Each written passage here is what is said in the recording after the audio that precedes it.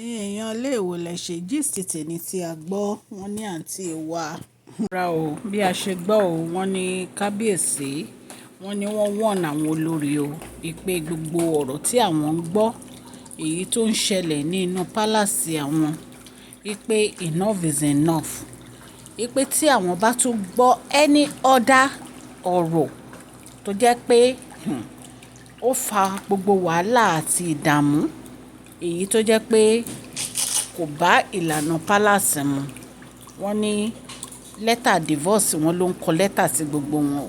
ẹ̀yin èèyàn lé nǹkan tá a gbọ́ nìyẹn tí wọ́n ní bàbá wo Erin ńlá sọ. ẹ̀yin èèyàn lé kábíyèsí sọ fún àwọn olórí wípé kí wọ́n stop gbogbo wàhálà tí wọ́n ń fà tí wọ́n ń lọ yọjú sí royal mansion o wípé àwọn ò fẹ́ rí ẹnikẹ́ni ní royal mansion mọ́ wípé enough is enough ẹ̀yin èèyàn lé nǹkan tí a gbọ́ nìyẹn tán ní bàbá wa Erin ńlá tí wọ́n sọ fún wọn.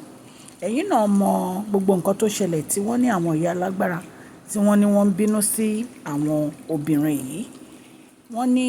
àǹtí wa wọ́n ní ṣe ni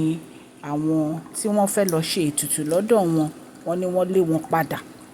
wọ́n ní lẹ́yìn yẹn wọ́n ní àwọn fámìlì àǹtí wa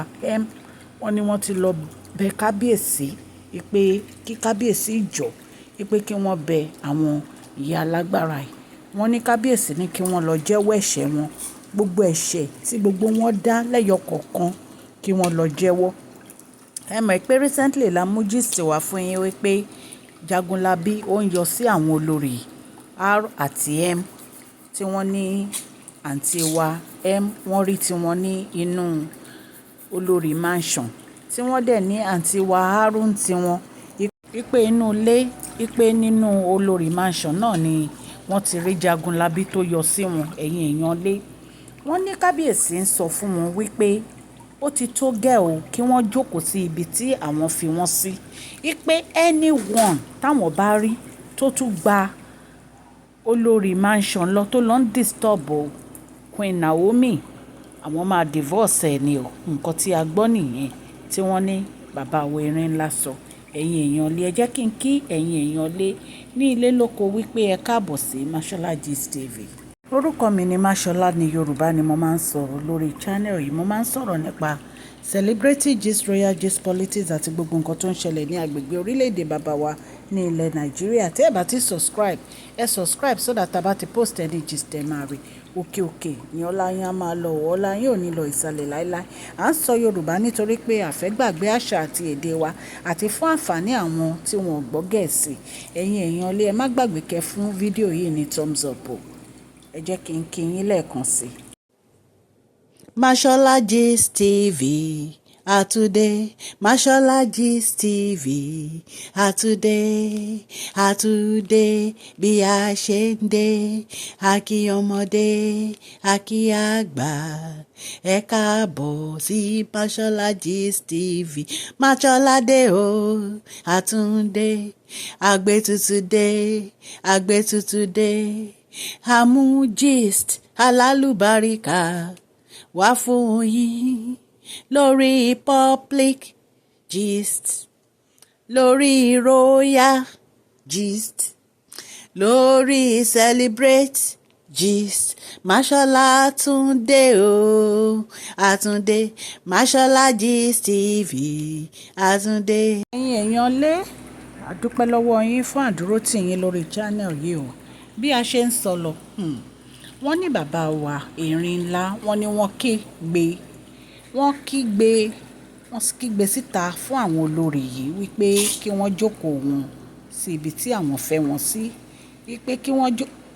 wípé nítorí ẹni tí àwọn bá tún gbọ́ wípé ó lọ sí royal mansion ó lọ disturb Queen Naomi wọ́n ní irú ẹni bẹ́ẹ̀ ó máa rí pípọ́n ojú àwọn ni o wípé nítorí pé enough is enough ipò tí tó gẹ́ fún gbogbo eré kìtàkìtà tí wọ́n ń sá kiri yìí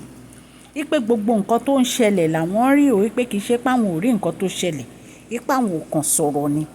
wípé so àwọn ń rọ̀ wọ́n gbogbo ẹni tó bá ti ṣe ibi nínú wọn kó lọ jẹ́wọ́ ẹ̀ṣẹ̀ kó lọ sọ gbogbo ẹ̀ṣẹ̀ tó ti ṣe èyí tó rányàn èyí tó ṣèkà nínú wọn kó lọ tọrọ dáríjì ẹ̀ṣẹ̀ kó dẹ̀ lọ jẹ́wọ́ ẹ̀ṣẹ̀ ní ibi tó yẹ kó ti jẹ́wọ́, torí wọ́n ní pé àwọn ìyá alágbára ń bínú wípé wọ́n ti ṣe nǹkan tí ò yẹ kán ṣe nínú pálàsì kábíyèsí. Bí a ṣe gbọ́, wọ́n ní kábíyèsí, wọ́n ní pálàsì kábíyèsí kò ń ṣe ibi tó yẹ pé wọ́n ti máa dẹ́ṣẹ̀. Wọ́n nítorí ìwà funfun, aṣọ funfun, nǹkan funfun ní pálàsì yẹn ni ó dúró fún. Wípé so gbogbo àwọn ìwà tí wọ́n ń wù yìí pé kò yẹ kí wọ́n wù. Nǹkan tá a gbọ́ nìyẹn o. Ẹ̀yin èèyàn lé, tó bá jẹ́ pé lóòótọ́ gist tá à ń gbọ́ yìí tó bá yẹ pé òótọ́ ni, a ní ká wá torchlight ẹ̀ fún yín ni ẹ̀yin ará lé. Ọlọ́run Elédùmarè ọba láàánú á ṣàánú fún gbogbo yín o. Gbogbo nǹkan tí ẹ bá dáwọ́lé a máa yọrí sí rere o. Ní agbára Ọlọ́run Elédùmarè, ẹ̀yin new subscribers àti ẹ̀yin old subscribers, ọwọ́ yín òkè òkè ló máa lọ, kò ní lọ ìsàlẹ̀. Please share this video, like and subscribe. God bless you. Ẹ bá mi fún fídíò yìí ní thumbs up o. Thank you so much.